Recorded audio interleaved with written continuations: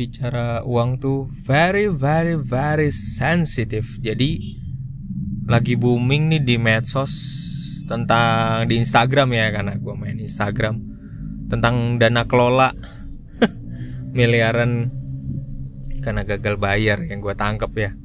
Jadi algoritma gue gara-gara baca gitu di Instagram gue pada muncul terkait dengan postingan itu sangat viral jadinya. Jadi terkait dengan masalah dana kelolaan, hingga ada satu akun yang menjelaskan agak sedikit detail kronologinya terkait dengan kesalahan dalam dana kelola ya. Ternyata di situ juga disebutkan bahwa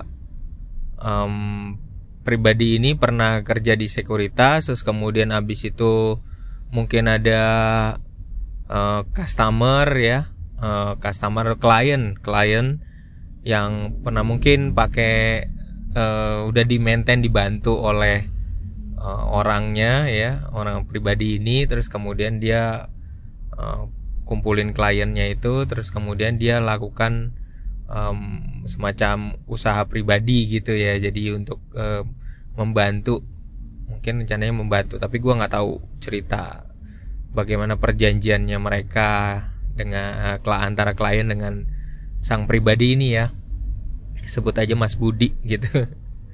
Jadi kalau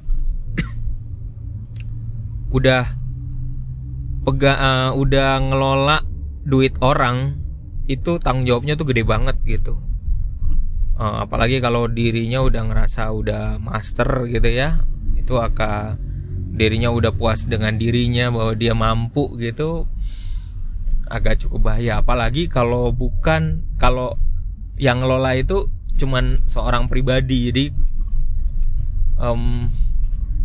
menurut gua, kalau dari cerita beberapa Instagram, menurut gua memang gak bisa sih ngelola dana segitu gede sendiri. Sebenarnya harus ada timnya itu. Mungkin memang ada timnya, tapi memang harus sebuah institusi yang sungguh-sungguh mengerti. Karena memang harus, kalau mengelola dana tuh memang harus sebuah perusahaan besar ya gitu.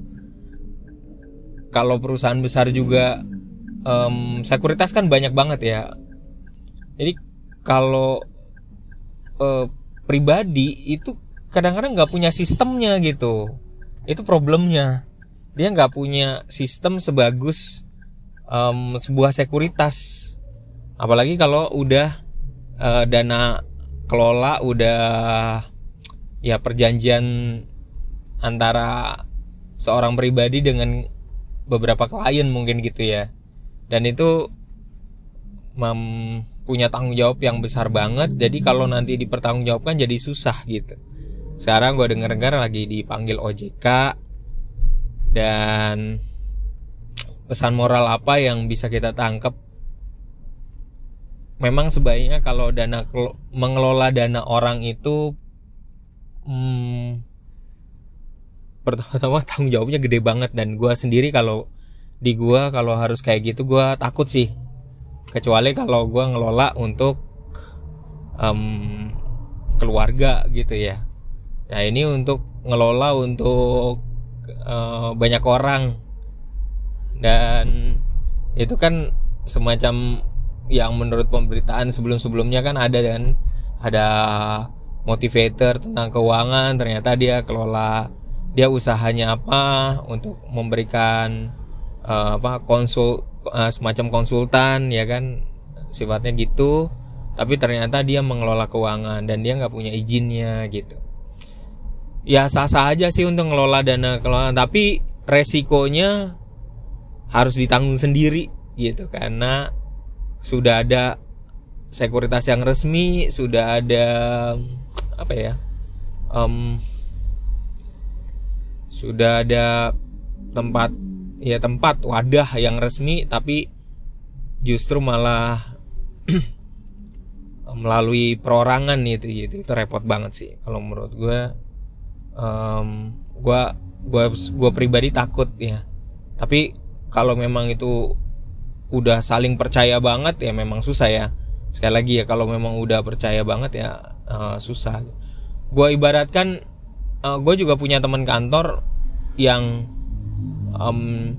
dia mempercayakan uangnya untuk ditaruh di sebuah sekuritas. Jadi dia kenal orangnya. Jadi dia adalah nasabah dari sebuah sekuritas dan dia kenal dengan orang yang naro gitu, dan mereka punya WA-nya. Nah, temen gue ini mempercayakan uangnya itu kepada orangnya itu ya di sebuah sekuritas. Nah, siapa tahu aja kan, ini kan sebuah awal kejadian yang mirip gitu, bahwa nanti kalau misalnya orang itu keluar, nanti dia bisa bikin sendiri gitu, yang ngelola, bantuin, karena udah trust gitu ya. Kadang-kadang nggak mudah juga. Kadang-kadang trust itu tidak selalu berkorelasi dengan kemampuan dalam mengatur keuangan gitu. Terima kasih. Salam dari gua, Lembut Ambon.